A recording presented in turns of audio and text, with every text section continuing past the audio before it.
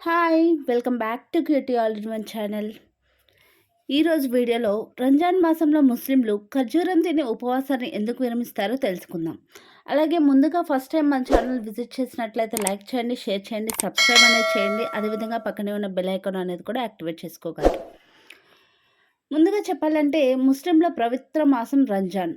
So, ఇప్పుడు రంజాన్ పండగ అనేది మొదలైపోయింది. ప్రపంచవ్యాప్తంగా ఉన్న ముస్లిం ప్రజలు ఒక నెల పాటు ఉపవాసంతో అనేక నియమాలను పాటిస్తూ ఉంటారు.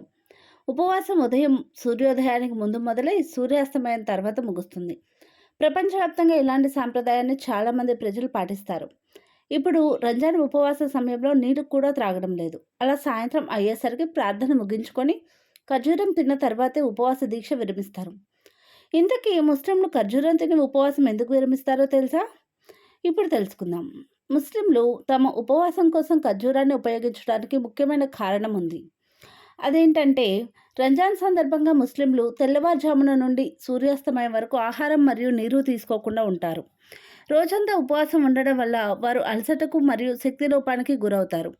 కానీ ఖర్జూరాలు ప్రోటీన్తో నిండి ఉంటాయి. ఇది శరీరానికి త్వరగా శక్తిని అందిస్తుంది.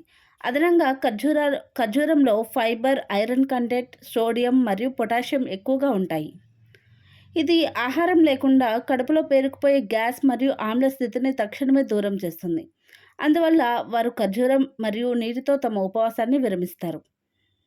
ఇది మాత్రమే కాకుండా మహమ్మద్ ప్రవక్త ఉపవాసం విరమించడానికి ఖర్జూరాలను తీసుకున్నారని పవిత్ర ఖురాన్లో ప్రస్తావన ఉంది.